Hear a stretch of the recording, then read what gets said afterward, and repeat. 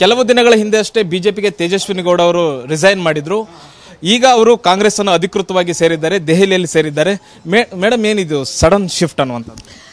Sudden ಏನಿಲ್ಲ. ನಾನು MP ಆದಾಗಿನಿಂದ ನಿಮಗೆ ಗೊತ್ತಿದೆ, ನನ್ನ ಜೀವನದಲ್ಲಿ ಏನೂ ನಾನು ಬದಲಾಗಿಲ್ಲ. ತಮ್ಮ ಜೊತೆ ಒಬ್ಬ ಪತ್ರಕರ್ತೆಯಾಗಿ ಏನು ತೇಜಸ್ವಿನಿ ಇದ್ರು, ನಾವೆಲ್ಲ ಕಷ್ಟಪಟ್ಟ ಮೇಲೆ ಬಂದಿರತಕ್ಕಂಥವ್ರು. ನನಗೆ ಅಧಿಕಾರ ಬಂದಾಗ ಹೋದಾಗ ನನಗೇನು ಬದಲಾವಣೆಗಳಲ್ಲಿ ಇವತ್ತು ಅಷ್ಟೇ ನಮ್ಮ ಮನೋಬಲ ಯಾರಿಗೂ ಕುಗ್ಸೋದು. ನನ್ನ ಆತ್ಮಸಾಕ್ಷಿ ಏನು ಹೇಳುತ್ತೆ, ದೈವ ಸಾಕ್ಷಿ ಏನು ಹೇಳುತ್ತೆ. ನಾನು ಯಾವತ್ತೂ ಕೂಡ ಅಂಥ ರಾಜಕಾರಣವನ್ನು ಮಾಡಿದ್ದೀನಿ. ರಾಜಕಾರಣದನ್ನು ಟೀಕೆ ಮಾಡಿ ಬಿಟ್ಟೋಗೋದು ಪರಿಹಾರ ಅಲ್ಲ. ರಾಜಕಾರಣದಲ್ಲಿ ಏಳು ಬೀಳುಗಳಿದ್ದೇ ಇರುತ್ತೆ. ಹಿಸ್ಟಾರಿಕಲಿ ನೋಡಿ, ಇಡೀ ಎಮರ್ಜೆನ್ಸಿಯ ನಂತರ ಕಾಂಗ್ರೆಸ್ ಪಾರ್ಟಿ ಮುಗಿದೋಯ್ತು ಅಂತ ಹೇಳಿದ್ರು. ಅನೇಕ ಸಾರಿ ಬರೀ ವಿಕ್ಟ್ರಿನ್ ಮಾತ್ರ ಜನ ನೆನೆಸ್ತಾರೆ, ಕಷ್ಟ ನೆನೆಸಲ್ಲ. ಇಂದಿರಾ ಗಾಂಧಿಯವರು ಪ್ರಥಮ ಪ್ರಧಾನಿಯ ಮಗಳಾಗಿದ್ದರೂ ಕೂಡ ಕಾಂಗ್ರೆಸ್ನಲ್ಲೂ ಕೂಡ ತುಂಬ ಕಷ್ಟಪಟ್ಟು ನಾಯಕತ್ವಕ್ಕೆ ಬಂದಂಥವ್ರು. ಇಲ್ಲಿ ದೇಶದಲ್ಲಿ ಅವರಿಗೆ ಹಿನ್ನಡೆಯಾದ ಸಂದರ್ಭದಲ್ಲಿ ಕರ್ನಾಟಕದ ಚಿಕ್ಕಮಗಳೂರು ಅವರಿಗೆ ರಾಜಕೀಯ ಜನ್ಮವನ್ನು ಕೊಟ್ಟಂಥ ಪುಣ್ಯಭೂಮಿ ಅನ್ನೋದನ್ನು ಮರೆಯೋಕ್ಕಾಗಲ್ಲ. ಸೆಕೆಂಡ್ ಇನ್ಸಿಡೆನ್ಸ್ ನಾನು ಯಾಕೆ ಹೇಳ್ತಿದ್ದೀನಿ, ಕರ್ನಾಟಕ ಯಾವತ್ತೂ ಕೂಡ ಕಾಂಗ್ರೆಸ್ನ ಇತಿಹಾಸದಲ್ಲಿ ಒಂದು ಒಂದು ಪರಮೋಚ್ಚ ಸ್ಥಾನ ಪಡೆದಿದೆ ಅನ್ನೋದಕ್ಕೆ ಸೋನಿಯಾಜಿಯವರ ಎಂಟ್ರಿ ಟೈಮಲ್ಲಿ ತಮಗೆ ಗೊತ್ತಿದೆ, ಅವ್ರಿಗೆ ಅನೇಕ ಸಂಘರ್ಷಗಳಿತ್ತು. ಅವತ್ತು ಆಂಧ್ರ ಮತ್ತು ಕರ್ನಾಟಕದಲ್ಲಿ ಯಾವುದನ್ನು ಚಾಯ್ಸ್ ಮಾಡಬೇಕು ಅಂತಿದ್ದಾಗ ಕರ್ನಾಟಕದ ಬಳ್ಳಾರಿಯಿಂದ ಚಾಯ್ಸ್ ಅವರು ಸ್ಪರ್ಧೆ ಮಾಡಬೇಕು ಅಂತೇಳಿ ಅಮೇಥಿಯ ಜೊತೆಗೆ ಒಂದು ಇಡೀ ದೇಶದ ಒಂದು ಕಾಂಗ್ರೆಸ್ನ ಶತ್ರುಗಳು ಅವತ್ತು ಒಂದಾಗಿದ್ರು. ಅವತ್ತಿನ ಸಂದರ್ಭದಲ್ಲಿ ಸೋನಿಯಾಜಿಗೆ ಸೇಫ್ ಸೀಟು ಅಥವಾ ಒಳ್ಳೆಯ ಸೀಟು ಅಂತಂದರೆ ನಮ್ಮ ಬಳ್ಳಾರಿಯನ್ನು ಚಾಯ್ಸ್ ಮಾಡಿದ್ದು. ತಂಪಿಂಗ್ ಮೆಜಾರಿಟಿಯಲ್ಲಿ ಬಳ್ಳಾರಿಯಿಂದ ಅಂದರೆ ಅವರ ಯಾಕಂದರೆ 20 ವರ್ಷ ಮುಂದಿನ 2 ದಶಕಗಳ ಕಾಲ ಅವರು ಒಂದು ರಾಷ್ಟ್ರೀಯ ಪಕ್ಷವನ್ನು ಯಶಸ್ವಿಯಾಗಿ ಮುನ್ನಡೆಸಿದ ಮಾತ್ರವಲ್ಲ, ಕೊಯ್ಲೇಷನ್ ಪ್ರಜಾಪ್ರಭುತ್ವ ದುರ್ಬಲವಾದಂಥ ಸಂದರ್ಭದಲ್ಲಿ ಹಲವು ಸಮ್ಮಿಶ್ರ ಪ್ರಾದೇಶಿಕ ಪಕ್ಷಗಳನ್ನು ಯಶಸ್ವಿಯಾಗಿ ವಿಶ್ವಾಸಾರ್ಹವಾಗಿ ಮುನ್ನಡೆಸಿದಂಥ ಅನುಭವ ಮತ್ತು ರಾಜಕೀಯ ಚಾಣಾಕ್ಷತೆಯನ್ನು ಶ್ರೀಮತಿ ಸೋನಿಯಾಜಿ ತೋರಿದ್ರು. ಮತ್ತು ಇನ್ನೊಂದು, ನಿಮಗೆ ಬೆಂಗಳೂರು ಗ್ರಾಮಾಂತರದ ಬಿಜೆಪಿ ಟಿಕೆಟ್ ಆಕಾಂಕ್ಷಿಯಾಗಿದ್ರಿ, ನೀವು ದೆಹಲಿಯಲ್ಲೂ ಕೂಡ ಬಂದು ಪ್ರಯತ್ನವನ್ನು ಮಾಡಿದ್ರಿ. ಆ ಟಿಕೆಟ್ ಸಿಗಲಿಲ್ಲ ಅನ್ನುವಂಥ ಒಂದೇ ಕಾರಣಕ್ಕೆ ಕಾಂಗ್ರೆಸ್ ಅನ್ನು ಸೇರಿದ್ರ? ಐ ಸ್ವೇರ್ ಆನ್ ಗಾಡ್, ನಾನು ಫಸ್ಟ್ ಆಫ್ ಆಲ್ ಬೆಂಗಳೂರು ಗ್ರಾಮಾಂತರ ಟಿಕೆಟ್ ಕೇಳಿಲ್ಲ. ನಾನು ಕೇಳಿದ್ದು ಮೈಸೂರು ಮತ್ತು ಕೊಡಗು. ಅದು ಕೂಡ ಪ್ರತಾಪ್ ಕೂಡ ನನ್ನ ಸಹೋದರನೇ. ತಪ್ಪು ಒಪ್ಪು ಏನು ಬೇಕಾರಾಗತ್ತೆ. ನಾನು ಒಂದು ತಮಗೂ ಗೊತ್ತು, ಇವರೆಲ್ಲ ನನ್ನ ಮಿತ್ರ. ನಾನು ಹೊರಗಡೆ ಕೂಡ ಟಿಕೆಟ್ ಕೇಳಲಿಲ್ಲ. ಪಕ್ಷದ ಆಂತರಿಕ ವೇದಿಕೆಯಲ್ಲಿ ಒಂದು ವೇಳೆ ಪ್ರತಾಪ್ ಅವರಿಗೆ ಆ ರೀತಿ ರಿಪೋರ್ಟ್ ಇತ್ತು, ಪ್ರತಾಪ್ಗೆ ನಿರಾಕರಿಸ್ತಾರೆ ಅಂತ. ಪ್ರತಾಪ್ ಸಿಂಹ ಅವರಿಗೆ ಟಿಕೆಟನ್ನು ನಿರಾಕರಣೆ ಮಾಡಿದರೆ ನನಗೊಂದು ಅವಕಾಶ ಮಾಡಿಕೊಡಿ. ಯಾಕೆ? ನಾನೊಬ್ಬ ಸ್ಕಾಲರು, ನಮ್ಮ ಹತ್ರ ಹಣದ ವ್ಯಕ್ತಿ ನಾನಲ್ಲ. ಮೈಸೂರು, ಕೊಡಗು ಇಂಥ ಅನೇಕ ಅಂಶಗಳು, ಫಾರೆಸ್ಟ್ ಇರ್ಬೋದು, ವೈಲ್ಡ್ ಲೈಫ್ ಇರ್ಬೋದು, ನನಗೆ ಹೃದಯಕ್ಕೆ ಪ್ರಿಯವಾಗುವಂಥ ಅನೇಕ ಇಶ್ಯೂಸ್ ಅಲ್ಲಿತ್ತು. ಹಾಗಾಗಿ ಮತ್ತೆ ಒಂದು ಕಲ್ಚರಲ್ ಹಬ್ಬು, ಹಾಗಾಗಿ ಮೈಸೂರು, ಕೊಡಗು ನನ್ನ ಪ್ರಥಮ ಆದ್ಯತೆ ಆಗಿತ್ತು. ಅದಿಲ್ಲ ಅಂತೇಳಿದರೆ ಬೆಂಗಳೂರು ಉತ್ತರ, ಬೆಂಗಳೂರು ನಾರ್ತನ್ನು ಈಗ ನಾವಿದ್ದೀವಿ, ಅಲ್ಲಿ ಜನಾಂಗಕ್ಕೆ ಅಂತಲೇ ಕೊಡ್ತಾರೆ, ಮಹಿಳೆಗೂ ಅಂತಲೂ ಕೊಡ್ತಾರೆ. ಆದ್ದರಿಂದ ಅದನ್ನು ಕೇಳಿದೆ, ಎರಡೇ ಕೇಳಿದ್ದು ನಾನು.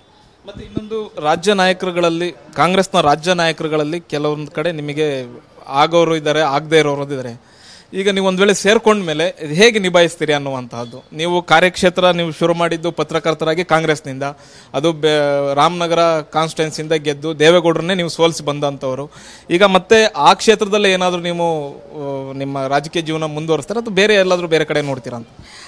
ನಾನು ಯಾವತ್ತೂ ಏನು ನಿರೀಕ್ಷೆ ಇಟ್ಕೊಳ್ಳೋದಲ್ಲೇ ಬಂದಿರೋವಳು. ನಾನು ಮೊದಲೇ ನಿಮ್ಗೆ ಹೇಳ್ಬಿಟ್ಟೆ, ನನ್ನ ಆತ್ಮಬಲ ಮತ್ತು ದೈವಬಲವನ್ನು ನಂಬಿ ನಾನು ರಾಜಕಾರಣ, ಮತ್ತು ನನಗೇನು ಸ್ವಾರ್ಥ ಇಲ್ಲ. ಇವತ್ತು ಬೆಂಗಳೂರು ಗ್ರಾಮಾಂತರದಲ್ಲಿ ಮಾನ್ಯ DK ಸುರೇಶ್ ಅವರು ಯಶಸ್ವಿಯಾಗಿ ಈಗಾಗಲೇ ಅವರು ಅನೇಕ ಬಾರಿ ಚುನಾಯಿತರಾಗಿದ್ದಾರೆ. ನಾವಿಬ್ಬರು ಒಂದೇ ಪೊಲಿಟಿಕಲ್ ಪಾರ್ಟಿಯಿಂದ ಬಂದಿದ್ದು. ನಾನು ಗೆದ್ದಿದ್ರು ಅದೇ ಸೇವೆ ಮಾಡಬೇಕಾಗಿತ್ತು. ಅವರು ಕೂಡ ತುಂಬ ಸಮರ್ಥವಾಗಿ ರಕ್ಷಣೆ ಕೊಡ್ತಾ ಇದ್ದಾರೆ, ನಮ್ಮ ಜನಗಳ ಅಭಿವೃದ್ಧಿಯಲ್ಲಿ ಪಾಲ್ಗೊಂಡಿದ್ದಾರೆ. ಆಬ್ಸಲ್ಯೂಟ್ಲಿ ಇದೇ ಮಿತ್ತಿರ್ತಕ್ಕಂಥದ್ದು. ಎಸ್, ನಾನು ಮತ್ತು ನಮ್ಮ DK ಶಿವಕುಮಾರ್ ಅವರಿಗೆ ಅವರು ನನ್ನ ಶಾಸಕರಾಗಿದ್ದರು, ನಾನು ಅವರ ಸಂಸದೆಯಾಗಿದ್ದೆ, ನಾನು ಹೊಸದಾಗಿ ಬಂದಿದ್ದೆ. ಕೆಲವು ಇಶ್ಯೂ ಬೇಸ್ಡ್ ಡಿಫ್ರೆನ್ಸಸ್ ಇದ್ದಿದ್ದು ನಿಜ. ಇಶ್ಯೂ ಬೇಸ್ಡ್ ಡಿಫ್ರೆನ್ಸಸ್ಸನ್ನು ಹೇಳೋದು ಕಾಂಗ್ರೆಸ್ ಪಾರ್ಟಿಯಲ್ಲಿ ಆಂತರಿಕ ಪ್ರಜಾಪ್ರಭುತ್ವದಲ್ಲಿ ಅಭಿವ್ಯಕ್ತಿ ಸ್ವಾತಂತ್ರ್ಯದ ಒಂದು ಭಾಗ. ನೀವು DK ಶಿವಕುಮಾರ್, DK ಸುರೇಶ್ ಅವರ ಪರ ನೀವು ಪ್ರಚಾರ ಮಾಡ್ತೀರಾ? ಅಬ್ಸಲ್ಯೂಟ್ಲಿ. DK ಸುರೇಶ್ ಪರ ಮಾತ್ರ ಅಲ್ಲ, 28 ಸ್ಥಾನಗಳಲ್ಲಿ ಪಕ್ಷ ಎಲ್ಲಿ ಹೋಗಿ ಪ್ರಚಾರ ಮಾಡಬೇಕು ಅಂದ್ರೆ ಅದು ಮಾಡ್ತೀನಿ. ಅವತ್ತು ಕೂಡ JDS ನಮ್ಮ ರಾಜಕೀಯ ಪ್ರತಿಸ್ಪರ್ಧಿಯಾಗಿತ್ತು. ಇವತ್ತು ಕೂಡ BJPಯಲ್ಲಿರ್ತಕ್ಕಂಥ ಒಕ್ಕಲಿಗ ನಾಯಕರ ಮೇಲೆ ನಂಬಿಕೆ ಇದ್ದಿದ್ದರೆ, ಅವರ ಬಲಾಬಲದ ಮೇಲೆ ನಂಬಿಕೆ ಇದ್ದಿದ್ದರೆ JDSಗೆ ಯಾಕೆ ತಗೊಂಡೋಗಿ ಅವರನ್ನು ಗುಲಾಮರನ್ನಾಗಿ ಮಾಡ್ತಾ ಇದ್ರು BJP? ಇವತ್ತು CT ರವಿ ಮೇಲೆ ನಂಬಿಕೆ ಇಲ್ವಾ? ಫೈರ್ ಬ್ರ್ಯಾಂಡ್, ಫೈರ್ ಉಗಳೋದಕ್ಕೆ, ಬೆಂಕಿ ಉಗಳೋದಕ್ಕೆ CT ರವಿ ಬೇಕು, ಪ್ರತಾಪ್ ಸಿಂಹ ಬೇಕು, ಅಥವಾ ಸದಾನಂದ ಗೌಡರು ಬೇಕು, ನಮ್ಮ R ಅಶೋಕ್ ಅವರು ಬೇಕು, ಡಾಕ್ಟರ್ ಸುಧಾಕರ್ ಬೇಕು, ಡಾಕ್ಟರ್ ಅಶ್ವಥ್ ನಾರಾಯಣ್ ಬೇಕು. ಯಾಕೆ ಪಾರ್ಟಿ ಕಟ್ಟೋದಕ್ಕೆ ಒಂದು ನ್ಯಾಷನಲ್ ಪಾರ್ಟಿ, ಅದು ಡಬಲ್ ಇಂಜಿನ್ ಸರ್ಕಾರ ಇದ್ದಾಗ, ಅದು ಮೋದಿಜಿಯವರ ಮಾಂತ್ರಿಕ ಶಕ್ತಿ ಇದ್ದಾಗ, ಮೈಸೂರು ಭಾಗದಲ್ಲಿ ಯಾಕೆ ನೀವು ಒಕ್ಕಲಿಗ ನಾಯಕರಿಗೆ ಶಕ್ತಿ ತುಂಬೋಕೆ ಸಹಾಯ ಮಾಡಲಿಲ್ಲ? ಜೆಡಿಎಸ್ ಜೊತೆ ಮೈತ್ರಿ ಆಗಿದ್ದಾರಲ್ಲ, ಅದಕ್ಕೋಸ್ಕರ. ಯಾತಕ್ ಮೈತ್ರಿ ಬೇಕು? ಮೈತ್ರಿ ಯಾತಕ್ ಬೇಕು? ಅವರು ನಮ್ಮ ಭುಜಬಲದ ಮೇಲೆ ನಿಂತ್ಕೋಬೇಕು.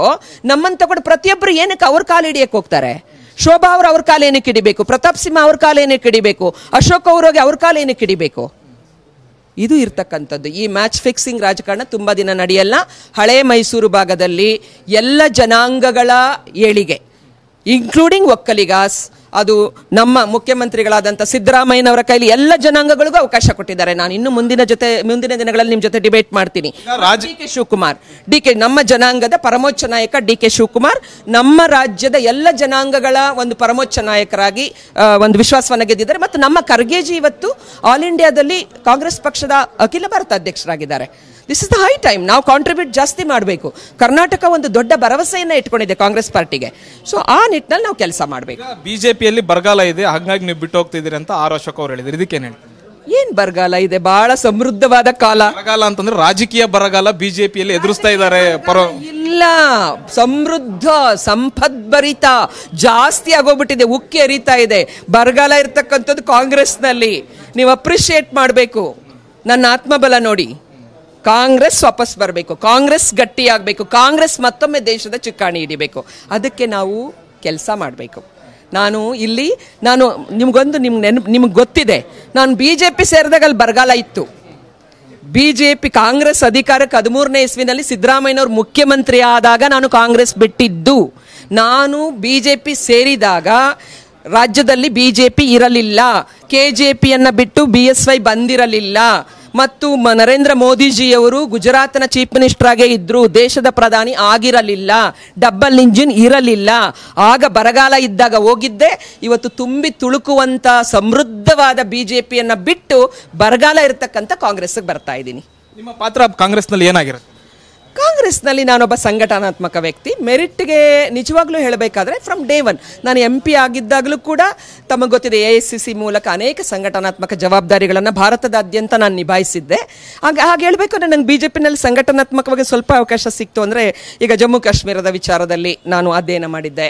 ಮತ್ತು ಉಪಯೋಗಿಸ್ಕೊಳ್ಳೇ ಇಲ್ಲ ಅಂತ ಹೇಳ್ಬೋದು. ಬರೀ ಅಲ್ಲಿ ಭ್ರಷ್ಟಾಚಾರಿಗಳನ್ನು, ವ್ಯಭಿಚಾರಿಗಳನ್ನು ಸಮರ್ಥನೆ ಮಾಡೋದಕ್ಕೆ ಹೆಚ್ಚು ಸಮಯವಾಯಿತು. ಆ ನೋವು ನನಗಿದೆ ವಕ್ತಾರಳಾಗಿ. ತುಂಬ ಹಗರಣಗಳು, ಅಂದರೆ ಪಕ್ಷಕ್ಕೋಸ್ಕರ ಮಾತಾಡ್ಬೋದು, ಬಟ್ ಈ ಥರ ಬೇಡದ ವಿಚಾರಗಳು ಮಾತಾಡೋದು ಅಂದರೆ ಭಾಳ ಮನಸ್ಸಿಗೆ ನೋವಾಗುತ್ತೆ. ಬಟ್ ಅದನ್ನು ಕೂಡ ನಾನು ಪ್ರಾಮಾಣಿಕವಾಗಿ ಮಾಡಿದ್ದೀನಿ, ಆತ್ಮಸಾಕ್ಷಿಗೆ ವಿರುದ್ಧವಾಗಿ ಮಾಡಿದ್ದೀನಿ. ಯಾಕಂದರೆ ಒಬ್ಬ ಪಕ್ಷದ ಶಿಸ್ತಿನ ಸಿಪಾಯಿಯಾಗಿ ನನ್ನ ಮೇಲೆ ಏನು ಎಕ್ಸ್ಪೆಕ್ಟೇಷನ್ ಮಾಡಿತ್ತು, ನಾನು ಆ ಪಾರ್ಟಿಗೆ ಇರುವ ತನಕ ನಾನು ಯಾವ ಡ್ಯಾಮೇಜ್ ಮಾಡಿಲ್ಲ, ನಾನು ಅಶಿಸ್ತಿನಿಂದ ನಡ್ಕೊಂಡಿಲ್ಲ. ನನ್ನ ಆಸೆ ಆಕಾಂಕ್ಷೆಗಳೇನೇ ಇದ್ರು ನಮ್ಮ ಗ್ರೋತ್ಗೆ ಒಂದು ಅವಕಾಶ ಸಿಕ್ಕಲಿಲ್ಲ. ಒಂದು ಎಲೆಕ್ಷನ್ ಫೈಟ್ ಮಾಡೋಕ್ಕಾಗಲಿಲ್ಲ 10 ವರ್ಷದಲ್ಲಿ. ಇದಕ್ಕೇನು ಹೇಳ್ತೀರಿ? 10 years in BJP, not even single election I fought. ನಾನು MLC ಆಗಕ್ಕೆ ಹೋಗಿದ್ದವಳಲ್ಲ. ನನ್ನ ಕ್ಷೇತ್ರನೇ ಇತ್ತು, ಬೇರೆ ಕ್ಷೇತ್ರ ಇತ್ತು, ಒಕ್ಕಲಿಗ ಕ್ಷೇತ್ರದಲ್ಲಿ ಬೇಕಾದಷ್ಟಿತ್ತು. ನಾನು 6 ತಿಂಗಳ ಮೊದಲು ಕಾಂಗ್ರೆಸ್ಗೆ ಬಂದಿದ್ರೆ ವಿಪುಲವಾದ ಅವಕಾಶ ಇತ್ತು. ನನಗೆ ಬೇಸರ ಇಲ್ಲ. ಇವತ್ತು ನನ್ನಂತ ಇನ್ಯಾವುದೋ ಒಬ್ಬ ಸಾಮಾನ್ಯ ಕಾರ್ಯಕರ್ತರಿಗೆ ಆ ಟಿಕೆಟ್ಗಳನ್ನು ಕೊಟ್ಟಿದ್ದಾರೆ. ನಾನೇ ಮಾಡಬೇಕು ಅನ್ನೋದು ಮುಖ್ಯ ಅಲ್ಲ, ಯಾರು ಮಾಡಿದ್ರು ಅದು ನಮ್ಮ ಕೆಲಸ, ನಾವು ಮಾಡಬೇಕು ಅನ್ನೋದು ಮುಖ್ಯ. ನಾನು ವಿತ್ ಆ ಒಂದು ರಾಜಕೀಯ ಮೌಲ್ಯಗಳನ್ನು ನಾನು ಇಟ್ಕೊಂಡು ಜೀವಿಸಿದ್ದೀನಿ, ಇವತ್ತಿಗೂ ಜೀವಿಸ್ತೀನಿ, ಮುಂದಕ್ಕೂ ಜೀವಿಸ್ತೀನಿ. Thank you. ಇದು ತೇಜಸ್ವಿನಿ ಗೌಡ ಅವರ ಮಾತು. ಕ್ಯಾಮ್ರಾ ಪರ್ಸನ್ ಅಜಯ್ ಜೊತೆಗೆ ಹರೀಶ್, TV9 ನವದೆಹಲಿ.